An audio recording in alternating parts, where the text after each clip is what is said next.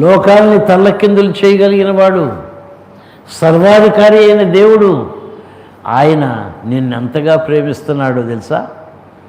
ఆ దినాన నీ కొరకు తలుపు తీసుకొని రాబోతూ ఉన్నాడు.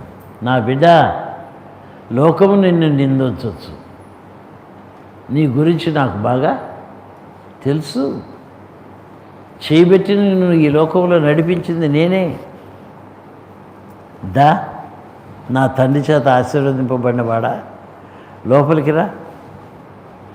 దేవుని రాజ్యాన్ని ఈ రోజు నుంచి స్వతంత్రించుకో, నీదే. ఇక దుఃఖం లేదు, ఇక కన్నీరు లేదు, ఇక చింత లేదు, ఇక భయం లేదు. ఆనందము ఆనందమే, సంతోషము సంతోషమే.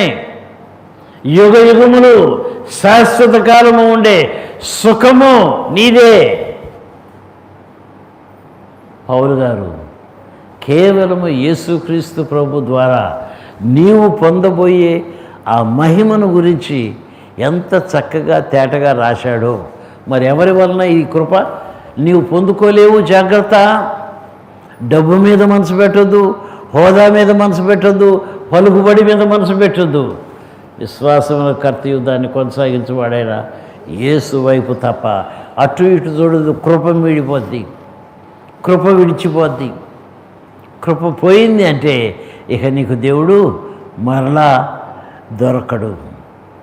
పోగొట్టుకోవద్దు ఈ అవకాశం. పౌలు గారు రాస్తున్నాడు, ఆయనతో ముందు సమాధానపడు, ఆయనతో నడుస్తూ ఆయన కృపను కాపాడుకుంటూ జీవించు. మూడవది, ఆయనతో నీ ఈ పరలోక ప్రవేశము సిద్ధంగా ఉంది. భయపడవద్దు, ఎవరిని బ్రతిమలాడాల్సిన అవసరం లేదు. నీ పాస్టర్ గారు రాడు అక్కడ, నీ పాస్టర్ గారు అక్కడ నీకు కనబడ్డు.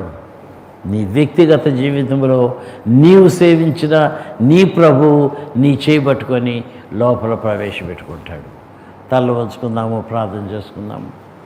నమ్మదగిన దేవుడు మన జీవితంలో ఎటువంటి కార్యములు చేయటానికి ఇష్టపడుతున్నాడో, నీ జీవితంలో ఏ విధమైన భక్తి జీవిస్తూ ఉన్నావు, ఎటువంటి నటనత కూడిన భక్తిని చేస్తూ ఉన్నావు పరీక్షించుకో.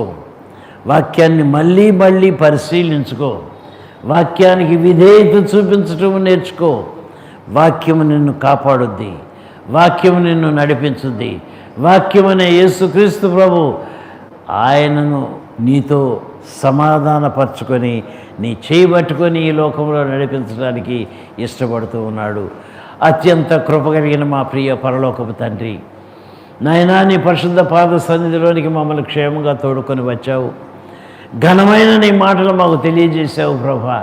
వేరే మార్గాలు లేవు నాయనా, నీ మార్గాలు తప్ప, నీ సత్యము తప్ప వ్యర్థముగా ఈ లోకపరమైనటువంటి మా తెలివితేటల్ని వినియోగించుకొని పరలోక రాజ్యంలో మేము ప్రవేశించడానికి యోగ్యులమని మమ్మల్ని అనుకోనివ్వద్దు మా ప్రభా. 3 రకాల తీర్పులు మా ముందు పెట్టావు నాయన.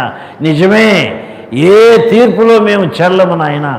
ధర్మశాస్త్రాన్ని నెరవేర్చిన వాడవి నీవు తప్ప మరి ఎవరూ లేరు నాయన. ధర్మశాస్త్రాన్ని ఆధారం చేసుకొని బ్రతకనివ్వద్దు నాయన. కొత్త నిబంధనలో యేసుక్రీస్తు ప్రభువు మూలముగా విశ్వాసము ద్వారా రక్షింపబడతారు. ఎటువంటి రక్షణది? నీతిమంతులముగా తీర్చబడతాము. ఎన్నడూ పాపము చేయని వారముగా తీర్పు తీర్చబడబోతుంది. మిగతా 3 తీర్పుల్లో నువ్వు పాపి పాపి పాపి అని తీర్పు తీర్చబడింది. కానీ యేసుక్రీస్తు ప్రభువులందరి విశ్వాసము ద్వారా పాప క్షమాపణ మాత్రమే కాదు, నీతిమంతులముగా తీర్చబడ్డావు. అంటే ఎన్నడూ పాపం చేయని వానివిగా, యేసు రక్తములో కడగబడిన వానివిగా, నూతన జీవము గలవారమై నడుచుకొనున్నట్లు తీర్పు పొందిన వారముగా ఆయన రాజ్య వారసులం అవ్వబోతున్నామని చెప్తున్నాము నాయన. మాలో ఎవరము ఈ వాక్యాన్ని మర్చిపోయే వారముగా ఉండనివ్వదు. ఈ వాక్యంలో ఉన్న శక్తిని జీవించి, ఇతరులకు బోధించి, ఇతరులను నడిపించి నీ మహిమలో చేరే వరకు నీ కృపలో నిలిచి ఉండే వారముగా సహాయం చేసి కాపాడమని యేసు పరిశుద్ధ నామమున మిక్కిలి వినయంతో ప్రార్థించి వేడుకొంచు ఉన్నాను తండ్రి.